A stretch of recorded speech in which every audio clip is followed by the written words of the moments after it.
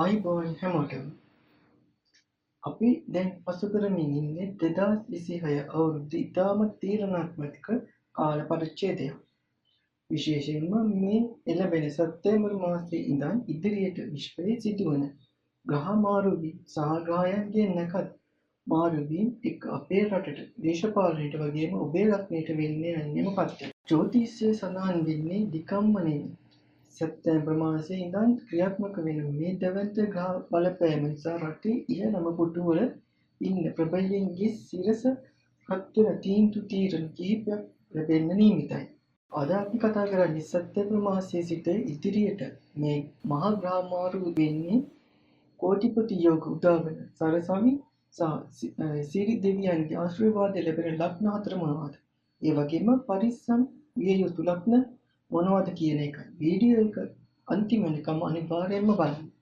සැප්තැම්බර් මාසය කියන්නේ ග්‍රහ මණ්ඩලයේ රවි, අඟහරු සහ සෙනසුරු යන ප්‍රබලයන්ගේ දෘෂ්ටි එකිනෙකට එල්ලවන කාලයක්.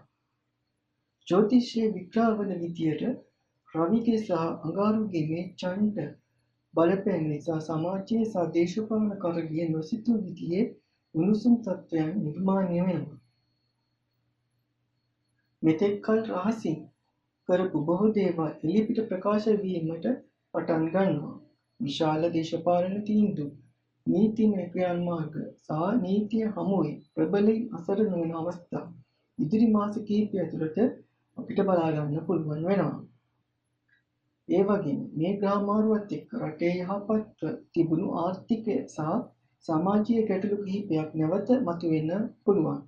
එය අනාගතයේ සිදුවන යහපත් වෙනසකට මුලපිරීමක් ලෙසයි ජ්‍යොතිෂය පෙන්වා දෙන්නේ. දැන් අපි බලමු මේ සැප්තැම්බර් මාසයේ සිට ඉදිරියට මහා ධන යෝග සහ සුබ ඵල උදාවන ප්‍රබල ලග්න හතර මොනවද කියලා. පළමු ලග්නය මේෂ ලග්නය. මේෂ ලග්න හිමියන්ගේ අධිපති අඟහරුගේ සුබ පිහිටීම නිසා සැප්තැම්බර් මාසයේ සිට රූපේ සහ ව්‍යාපාරවල විශාල දියුණුවක් ඇතිවෙනවා. මෙතෙක් කල එනහිට තිබුණු මුදල් නැවත ලැබීමට පටන් ගන්නවා. හදිසි ධන ලාභවලට හිමිකම් කියන කාලයක්. දෙවනි ලග්නය සිංහ ලග්නය. රවිගේ බලවත් වීමත් එක්ක සිංහ ලග්න හිමියන්ට රැකියාවේ සහ සමාජයේ ඉහළ පිළිගැනීමක් ලැබෙනවා. රජයේ හෝ උසස් රැකියාවල නිරත අයට උසස් වීම ලැබීමට නව ආදායම් මාර්ග විවර වීමට මේ බලවත්ම කාලයක්. තුන්වන ලග්නය වෘශ්චික ලග්නය.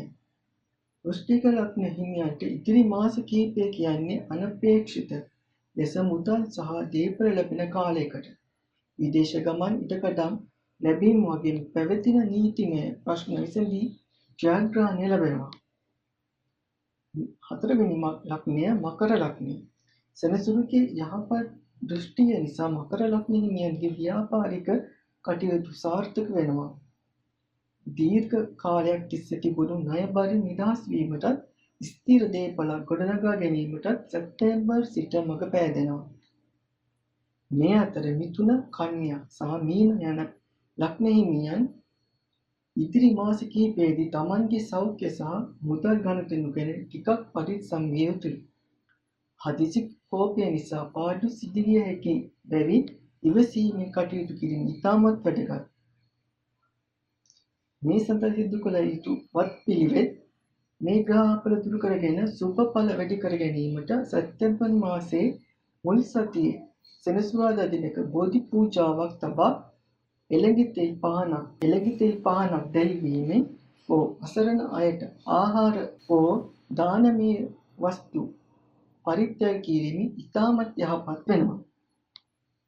ග්‍රහ තාරකා මොනවා කිව්වොත් නිවැරදි උත්සාහය සහ යහපත් ක්‍රියා තුළින් අනාගතය වෙනස් කරගන්න අපිට පුළුවන්. ඔබේ ලග්නය මොකක්ද? සැප්තැම්බර් මාසය ගැන ඔබට තියෙන අදහස් පහලින් කමෙන්ට් එකක් දාලා කියන්න. මේ වීඩියෝ එක වටිනවා නම් ලයික් කරන්න. යාළුවන් අතරේ ෂෙයා කරන්න. මෙවැනි ඉදිරි අනාගතය සහ ජ්‍යොතිෂ තොරතුරු දැනගන්න අපේ channel එක subscribe කරලා bell icon එක click කරලා තියාගන්න. ඔබ සැමට තිරුවන් සරණයි.